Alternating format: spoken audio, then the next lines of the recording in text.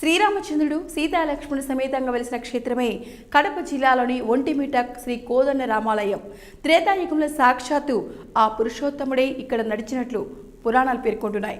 కలియుగంలో స్వామివారు శ్రీ కోదండ రామస్వామిగా తన భక్తులకు అభయమిస్తున్నారు. శ్రీరామునికి అనుంగు భక్తుడైన ఆంజనేయ స్వామి విగ్రహం ఇక్కడ లేకపోవడం విశేషం. దీన్ని బట్టి చూస్తే ఆంజనేయుని రాకకు ముందే ఈ క్షేత్రంలో స్వామివారు విహరించినట్లు తెలుస్తోంది. వానరుల్లో బ్రహ్మజ్ఞాని జాంబవంతుడు. ఆయన ఎన్నో యుగాలను చూశారు. అనుభవశీలి, మేధావి. శ్రీరామచంద్రుడి దర్శనం చేసుకున్న అనంతరం సీతారామ లక్ష్మణ విగ్రహాలను ప్రతిష్ఠించారు. కొద్ది కాలానికి సంజీవరాయ మందిరంలో ఆంజనేయ విగ్రహాన్ని నెలకొల్పారు.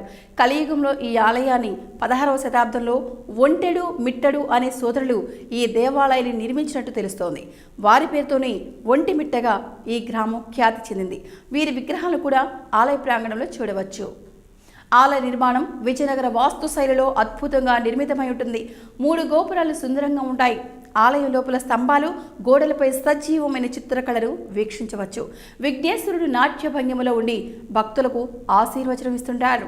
17వ శతాబ్దంలో ఈ ప్రాంతంలో పర్యటించిన ఫ్రెంచ్ యాత్రికుడు టాబెనియర్ ఆలయ గోపురం దేశంలోని పొడవైన గోపురాల్లో ఒకటని పేర్కొన్నాడు.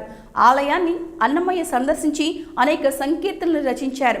ఆంధ్ర మహాభాగవతాన్ని రచించిన పోతరామాచ్యులు ఆ గ్రంథాన్ని ఇక్కడే స్వామివారికి అంకితం ఇచ్చారు. అష్టదిగ్గజ కవుల్లో ఒకరైన రామభద్ర కవి ఈ ప్రాంతానికి చెందినవాడేనని తెలుస్తోంది. ఆంధ్ర వాల్మీకిగా ఖ్యాతి చెందిన వావిలి కోరండి సుబ్బారావు ఒంటిమిట్ట నివాసి కావడం విశేషం. చంద్రుని వెలుగుల్లో స్వామివారి బ్రహ్మోత్సవాలను ఇక్కడ నిర్వహించడం ఈ ఆలయ ప్రత్యేకత.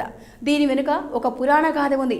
క్షీరసాగర మదనం తర్వాత మహాలక్ష్మీదేవి అమ్మవారిని నారాయణుడు తన సతీమణిగా స్వీకరించాడు.